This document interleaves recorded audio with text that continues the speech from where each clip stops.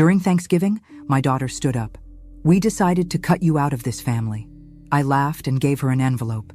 "Here's something for all of you." When they opened and saw what I'd done, they knew their comfortable lives were over. If you're watching this, subscribe and let me know where you're watching from. I'm Margaret Wilson, though most people call me Maggie, and at 68 years old, I never thought I'd be sitting in my small apartment telling this story. But here we are, and trust me, it's worth your time. That Thanksgiving dinner happened 3 weeks ago, but to understand how we got there, I need to take you back 6 months, to the day my world fell apart, and then slowly, methodically, I put it back together again. It started with Harold's funeral. My husband of 45 years had died of a sudden heart attack while tending his beloved rose garden. 1 minute, he was pruning the yellow climbers by our back fence. The next, he was gone. The roses kept blooming, but everything else stopped. Susan, my daughter, and her husband David were wonderful during the funeral arrangements.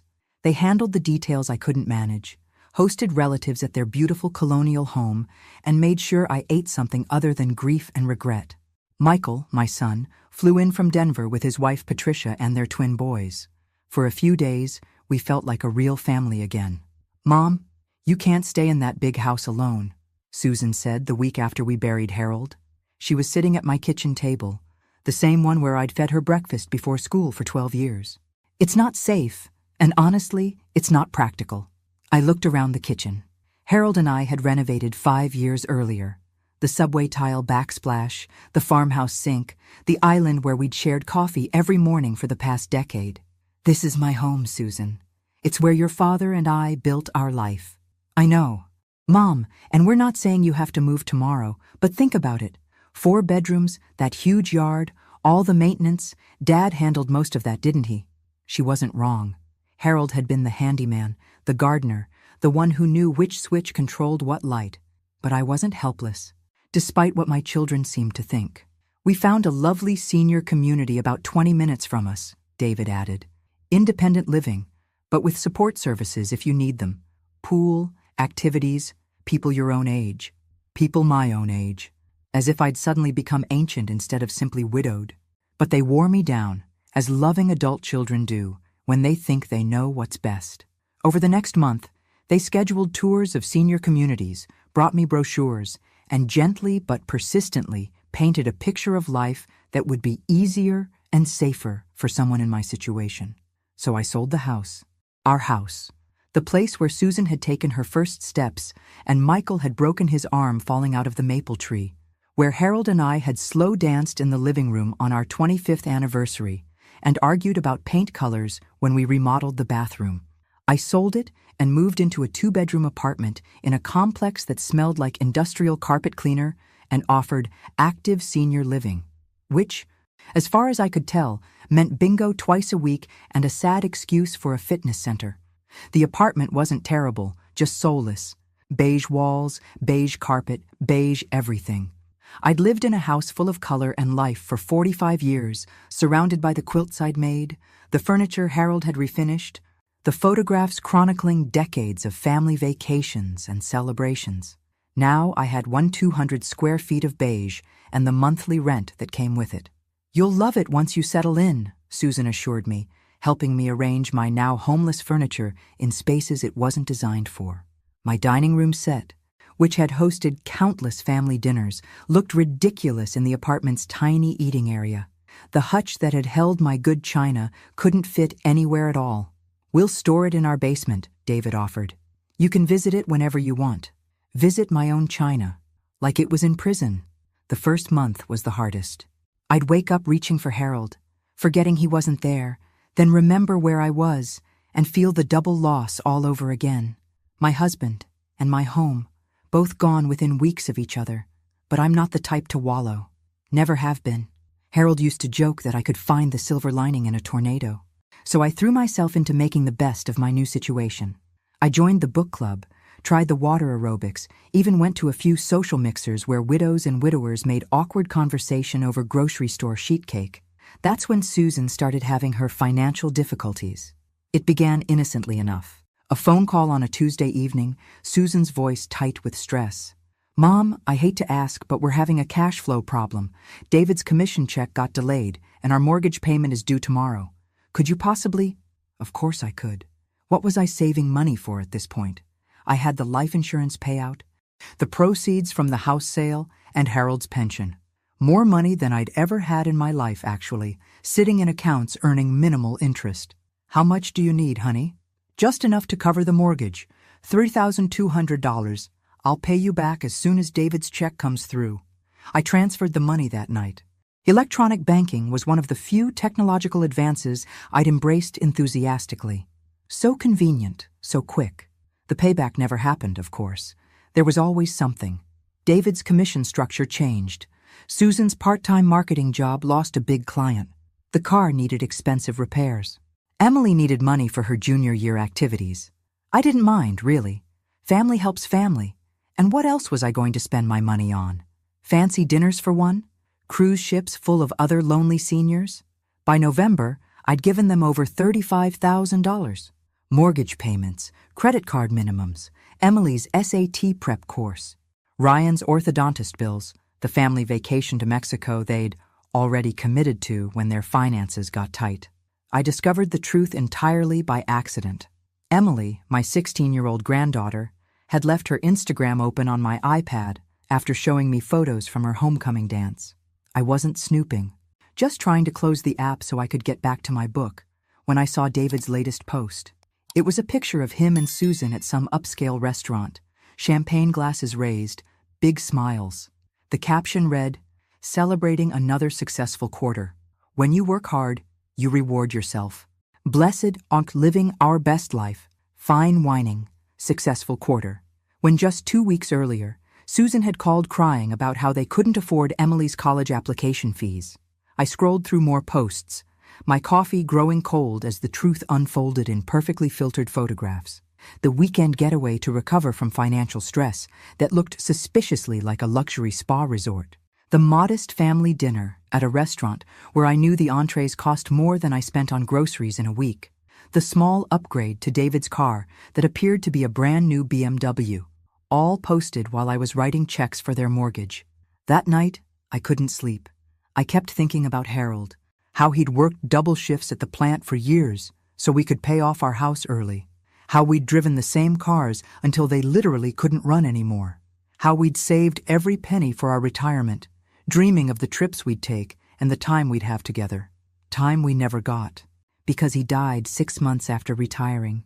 The next morning I called Susan, kept my voice light and casual. "Hi, honey, how are things going?" "Oh, you know, same old struggles. David's commission check is late again, and we're behind on Emily's car insurance." Interesting. According to Instagram, David had just closed the biggest deal of his quarter. "That's terrible, sweetheart. You must be so stressed." "I am, Mom. I hate always having to ask you for help, but I don't know what else to do." The lie came so easily to her. She'd had plenty of practice, apparently. "How much do you need this time? Could you manage 800?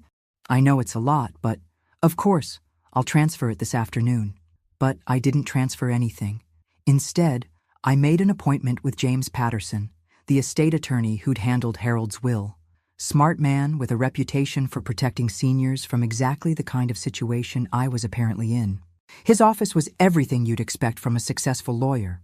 Leather chairs, law books, diplomas on dark wood walls. But James himself was younger than I'd expected, maybe 45, with kind eyes behind wire-rimmed glasses. "Mrs. Wilson, thank you for coming in. How can I help you?" I told him everything. The move to the apartment, the money requests, the Instagram discovery. By the end of my story, his expression had shifted from professional interest to barely contained outrage.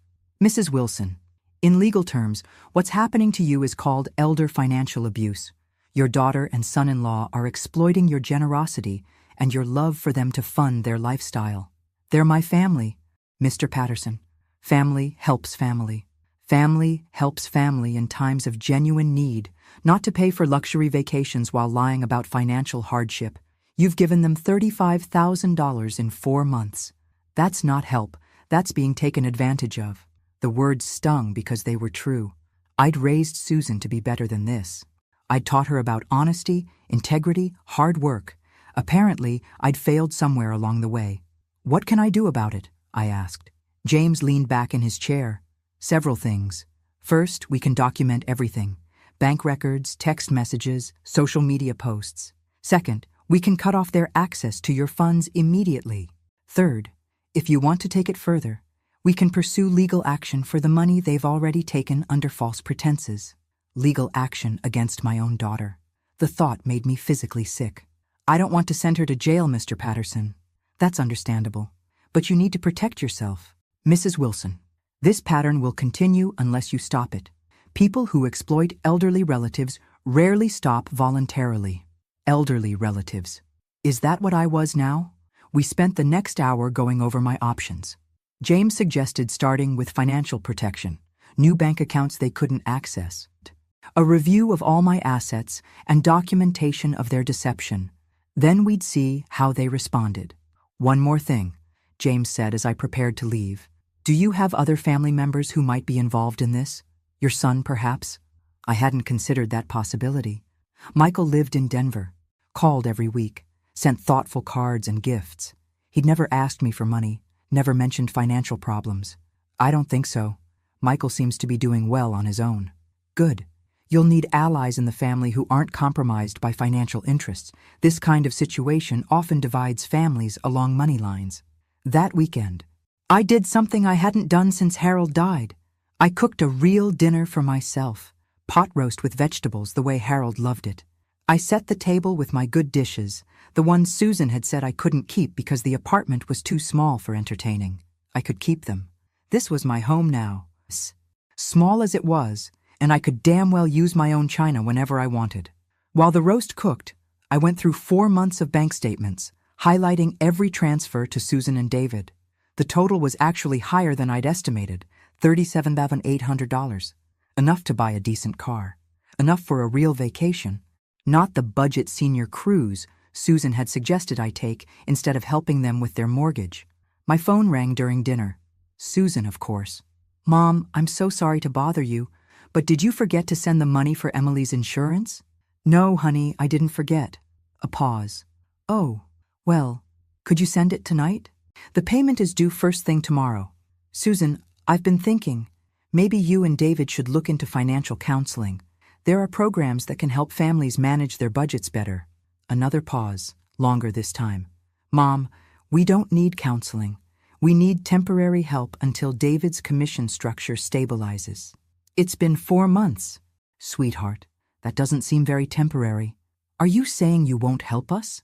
Her voice had an edge I didn't recognize.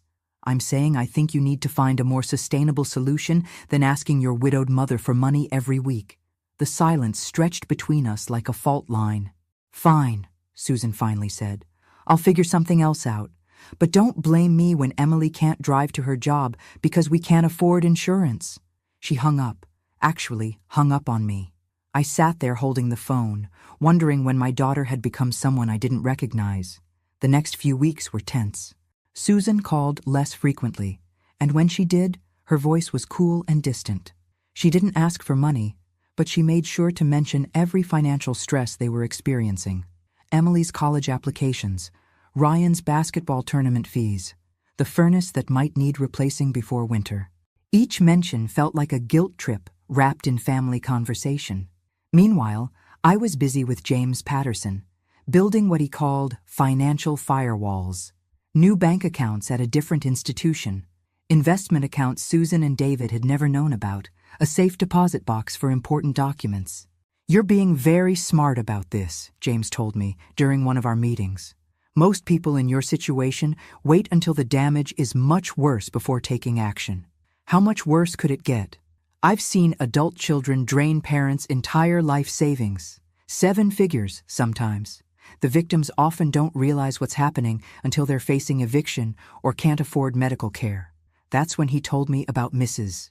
Chen, an 82-year-old woman whose son had forged her signature on a reverse mortgage and spent the money on cryptocurrency. About Mr. Rodriguez, whose daughter-in-law had convinced him to add her name to all his accounts, then cleaned them out before filing for divorce. Horror stories that made my situation look almost quaint. The holiday season is often when these situations come to a head, James warned. Families gather, expectations are high, and financial stress peaks. Your daughter and her husband are probably expecting their usual Christmas windfall from you. Christmas? I hadn't even thought about it. Last year, Harold and I had given Susan's family $5,000 to help make Christmas special for the kids. This year, they'd probably expect more, especially since they thought I had more money to spare after selling the house. What would you advise? Set boundaries now, before the requests start. Decide what you're willing to give, if anything, and stick to it. Don't let guilt or manipulation change your mind. That night, I made my decision. I would give Emily and Ryan $500 each for Christmas, directly to them, not through their parents. No money for Susan and David, no help with holiday expenses or travel costs or special dinner funds. I was going to have my first honest Christmas in months, but Susan had other plans. The call came on a Monday night in early November. She was crying, which immediately put me on high alert. Susan wasn't a crier. "Mom, I need to tell you something, and I need you to promise not to get angry." Those words. Every parent knows nothing good follows those words. "What's wrong, honey?" "We've been having problems with David's company. He might lose his job. There's been some restructuring, and his position is being eliminated." My heart sank despite everything.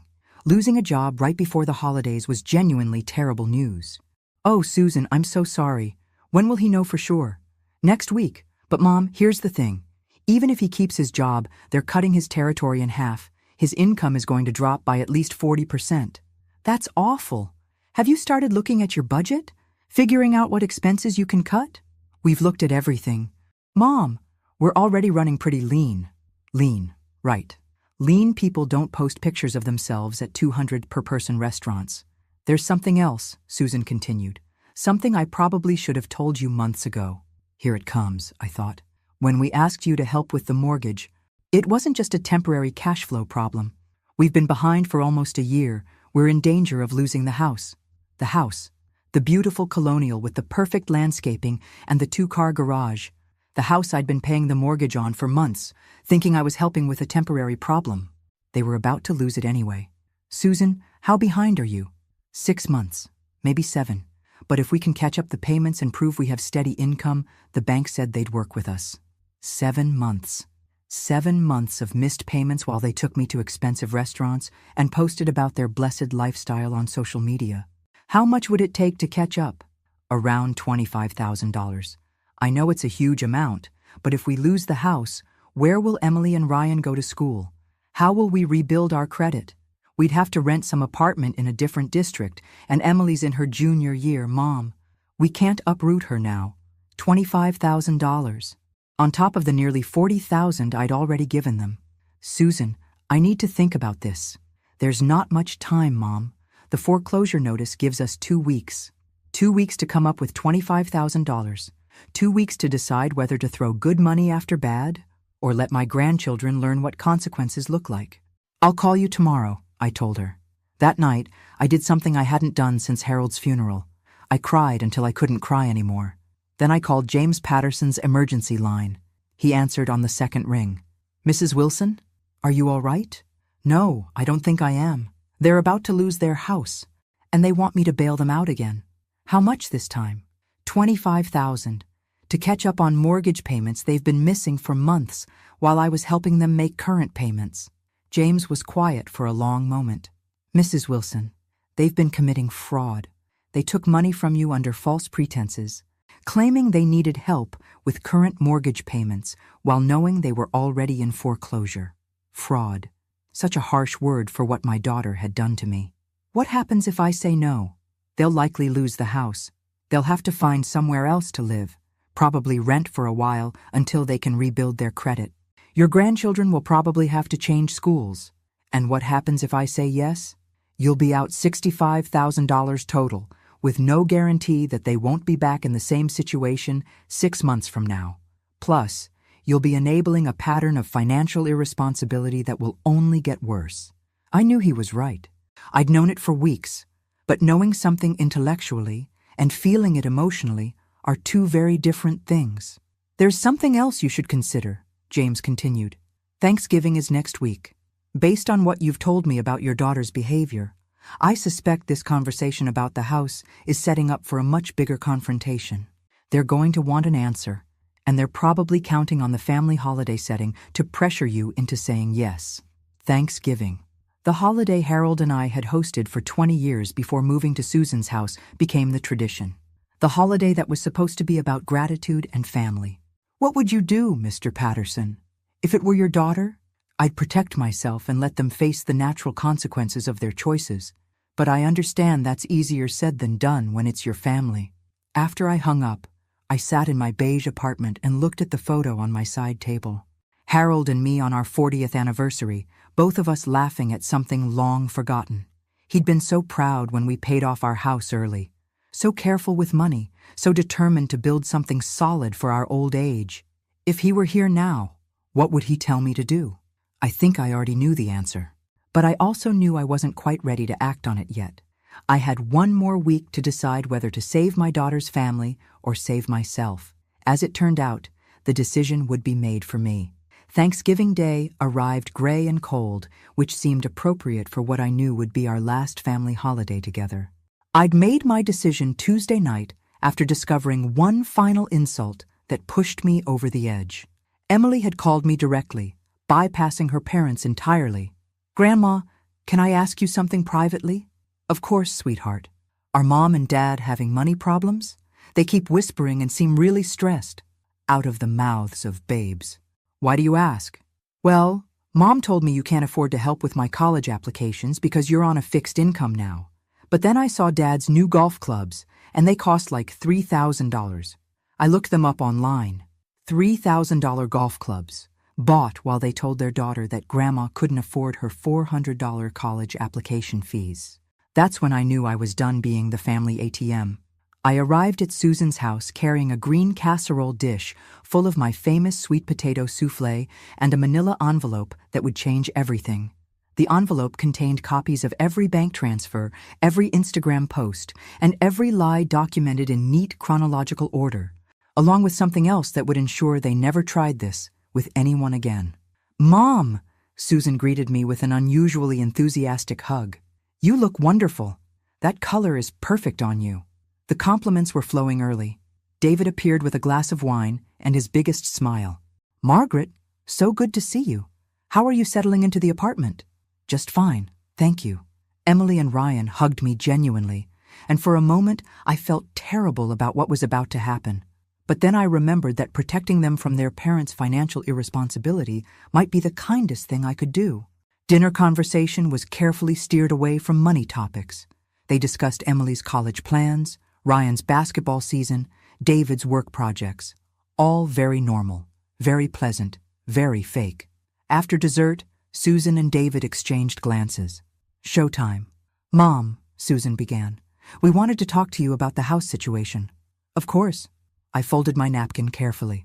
"We know it's an enormous amount of money, but we've talked to the bank, and if we can bring the mortgage current by Monday, they'll work with us on a modified payment plan." "That's wonderful news."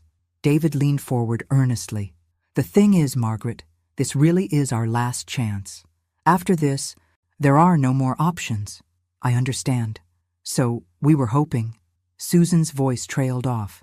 "You were hoping I'd give you $25,000. Loan," David corrected quickly. "We'd pay you back with interest." I reached into my purse and pulled out the manila envelope. "Actually, I have something for all of you." Susan looked confused, but pleased. "Oh, Mom, you didn't need to bring gifts." "Open it." Susan opened the envelope and pulled out the stack of documents, bank statements on top. I watched her face as she realized what she was looking at. "What is this?" "Documentation of every lie you've told me for the past 4 months." The color drained from David's face. "Margaret, I think there's been some misunderstanding." "No misunderstanding. You took $37,800 from me while claiming financial hardship, then spent my money on vacations, expensive dinners, and golf clubs while your mortgage went unpaid." "Mom, you're taking this out of context," Susan said, but her hands were shaking. "Really? What context makes it acceptable to lie to your widowed mother about needing help with mortgage payments when you're actually 7 months behind?" Emily looked between her parents with growing horror. Is this true? Have you been lying to Grandma? It's complicated, sweetheart, David said. No, it's not. I stood up from the table. It's fraud, and it stops now. That's when Susan played her final card. We decided to cut you out of this family. The words hung in the air like poison gas. Emily gasped. Ryan stared at his mother in disbelief. David looked like he wanted to disappear into the floor. And I laughed. Not a bitter laugh or a sad laugh, but genuine amusement. After months of manipulation, guilt trips, and outright lies, Susan thought she could threaten me with abandonment to get her money. Well, I said, reaching back into the envelope, in that case, you'll definitely want to see the rest of this. I pulled out a second set of documents and placed them on the table. This is a report from the private investigator I hired last week. The silence was absolute. It documents every expensive purchase you've made with my money. Every restaurant meal, every vacation day, every luxury item. All cross-referenced with your social media posts and credit card statements. David's face had gone completely white. You hired an investigator? I also filed a complaint with the State Attorney General's office for elder financial abuse. That's the third document in your stack. Susan was frantically flipping through the papers now, her composure completely shattered. You can't do this to us. We're your family. Family doesn't steal from each other. Susan, but since I'm apparently no longer part of this family, I suppose that makes you common criminals instead of ungrateful relatives. Grandma, Emily said quietly, what's going to happen? To me, I'm going to have a very peaceful Thanksgiving at home with a good book. To your parents, that depends on how cooperative they want to be with the authorities. That's when David lost it completely. You vindictive old woman, do you have any idea what you've just done? We'll lose everything. You already lost everything when you decided to treat me like a mark instead of a mother. The kids will have to change schools. The kids will learn that actions have consequences, something you clearly never taught them. Susan tried one more approach, tears streaming down her face. Mom, please, if you do this, you'll never see your grandchildren again. I looked at Emily and Ryan, both staring at their parents with expressions of shock and disappointment that broke my heart. Sweetheart, I said to Emily, you'll be 18 in 2 years. You can decide for yourself whether you want a relationship with a grandmother who refuses to enable your parents' bad behavior, or parents who would use you as emotional blackmail to steal money. Then I picked up my purse and coat. The investigator's report includes a recommendation that you seek financial counseling and possibly addiction treatment for your spending behaviors. I'd suggest you take that advice seriously.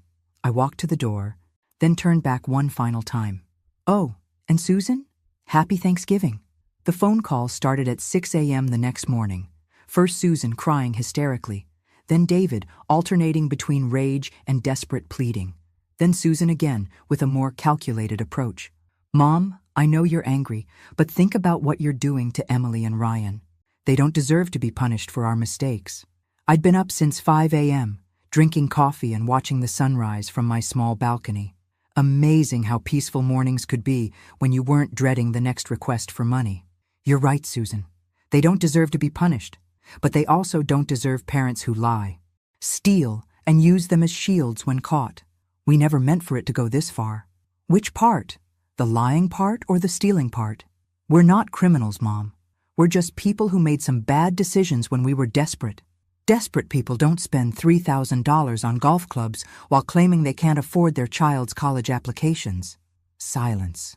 By noon, I'd received 17 phone calls, 43 text messages, and 2 emails. The content ranged from tearful apologies to legal threats to promises they'd never ask for money again if I'd just drop the complaint. I responded to exactly none of them. James Patterson called at 2 p.m. Mrs. Wilson, I've been contacted by an attorney representing your daughter and son-in-law. They'd like to discuss a settlement. What kind of settlement? Full restitution of the money they took, plus they want you to sign an agreement not to pursue criminal charges or civil action. And in return, they'll agree to have no further contact with you. I had to laugh at that. They think no contact with them is something I'd pay to achieve? Apparently. Their attorneys seem to think family relationships were more important to you than money. They're wrong. At this point, self-respect is more important to me than either family relationships or money. So you want to proceed with the complaint? I thought about Emily and Ryan, about Susan as a little girl bringing me dandelions she thought were flowers, about David nervously asking for my permission to marry my daughter.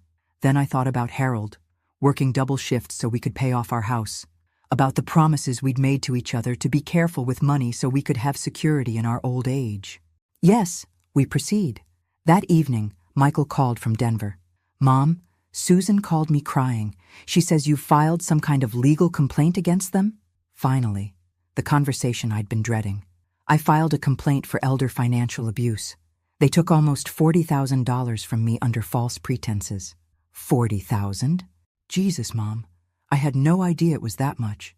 They've been lying to me for months, Michael, claiming they needed help with current expenses while they were already in foreclosure, using my money for luxury items while telling Emily I couldn't afford her college applications. Michael was quiet for a long moment. That's really screwed up, Mom. I'm sorry. You're not angry with me? For protecting yourself from people who were stealing from you? No, I'm not angry. I'm proud of you. I started crying then. Relief, gratitude, love for this son who saw the situation clearly and supported me despite the family drama. Patricia and I have been talking, Michael continued. We want you to come visit for Christmas. Stay as long as you want. The boys would love to spend time with their grandmother. For the first time in months, Christmas sounded like something to look forward to. The settlement conference was scheduled for the following Tuesday in James Patterson's office. Susan and David arrived with their attorney, a sharp-dressed man who specialized in damage control for white-collar crimes. They both looked terrible. David had lost weight and developed worry lines around his eyes. Susan's usual perfect hair and makeup were replaced with the appearance of someone who'd been sleeping poorly and crying frequently. Good. Their attorney, Richard Price, opened with an aggressive stance. Mrs. Wilson, my clients acknowledge that there may have been some misunderstandings about the nature of the financial assistance you provided, but filing criminal complaints against your own family is extreme and vindictive. James didn't even look up from his notes. Your clients committed elder financial abuse. There's no misunderstanding about depositing checks under false pretenses. The money was given freely by a family member who wanted to help. The money was obtained through fraud. My client has documentation of lies told to obtain each transfer. Price shifted tactics. Mrs. Wilson, surely you don't want to see your daughter go to jail. Think about your grandchildren. That's when I'd had enough. Mr. Price, for 4 months, I've been told to think about my grandchildren every time I questioned my daughter's financial requests. I've been told to think about my grandchildren while my daughter lied to my face about needing money for mortgage payments she wasn't making. I've been told to think about my grandchildren while my son-in-law spent my money on golf clubs and told his daughter I was too poor to help with her college. I leaned forward. I have thought about my grandchildren, and I've decided they deserve better parents than the ones they have. Susan sobbed louder. David stared at the table. Price looked like he was reconsidering his fee structure. However, I continued, I'm willing to discuss alternatives. James looked surprised. We hadn't discussed alternatives. I want full restitution of the $37,800. I want a written apology acknowledging what they did. And I want them to attend financial counseling for 6 months. And in return, Price asked, I'll agree not to pursue criminal charges. The civil complaint stays active until restitution is complete, but no jail time. Susan looked up hopefully. And we can rebuild our relationship? No, Susan. That ship sailed when you decided to cut me out of the family yesterday. This is purely a business transaction now. David finally spoke. We don't have $37,000. Then you'll make payments. James will draw up a schedule. What if we can't make the payments? James answered that one. Then the criminal complaint gets reactivated and you'll deal with both the civil and criminal courts. Price whispered something to his clients, then addressed us again. We need time to consider this offer. You have until Friday, I said. After that, we proceed with criminal charges. As they filed out, Susan stopped at the door. Mom, I'm sorry. I know you probably don't believe me, but I really am sorry. I believe you're sorry you got caught, Susan. I don't believe you're sorry you did it. She left without another word. That evening, James called me at home. I have to ask, Mrs. Wilson, are you really willing to send your daughter to jail if she doesn't accept the settlement? I thought about that for a long time. James, if she were a stranger who had stolen $40,000 from me, would you ask me that question? No, I wouldn't. Then, you have your answer. 6 months later, I'm writing this story from my new apartment in Denver, 3 blocks from Michael and Patricia's house. The view from my living room window shows the Rocky Mountains instead of a parking lot, and my kitchen is big enough for the dining set that had been stored in Susan's basement. The settlement was signed. Susan and David are making payments of $800 per month, which will take them just over 4 years to complete. They lost their house anyway. Turned out the $25,000 I refused to give them wouldn't have been enough to save it after all. Emily is finishing her junior year at a new school and working part-time to save for college. Ryan has adapted well to apartment living and a more modest lifestyle.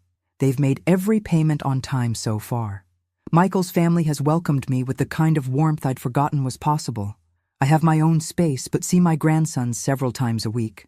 I'm teaching 10-year-old Marcus to bake Harold's famous chocolate chip cookies. 8-year-old Luke has decided I give the best hugs in Colorado. I joined a book club here, started volunteering at the local literacy center, and even tried skiing for the first time at age 69.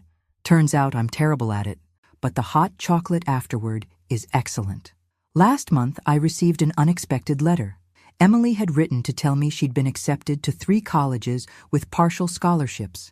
She thanked me for refusing to enable her parents' bad behavior and said she was learning to appreciate earning things instead of having them handed to her.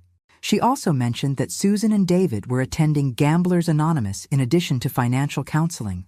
Apparently, David's commission delays had been caused by sports betting losses. The expensive dinners and purchases hadn't been celebrations of success, but attempts to maintain appearances while their world collapsed around them. I felt sad reading that letter, but not guilty. Sometimes the most loving thing you can do for someone is refuse to help them destroy themselves. Harold used to say that the hardest part of parenting wasn't knowing when to catch your children when they fell, but knowing when to let them hit the ground so they'd learn to be more careful next time. It took me 68 years to understand what he meant. Susan hasn't tried to contact me directly since the settlement signing, but she sends updates through Michael occasionally. They're both working now, living within their means, and slowly rebuilding their credit. Emily has started speaking to them again, though their relationship is different now. Some bridges can be repaired, others can only be replaced with something entirely new. As for me, I'm living the life Harold and I dreamed of for our retirement, traveling when I want to, spoiling my grandchildren responsibly, and making my own choices about how to spend my money and my time. I still miss Harold every day, but I no longer feel guilty about being happy without him. And I never, ever feel guilty about protecting myself from people who would take advantage of my love for them, even if those people are family, especially if those people are family. Thanks for listening. Don't forget to subscribe and feel free to share your story in the comments. Your voice matters.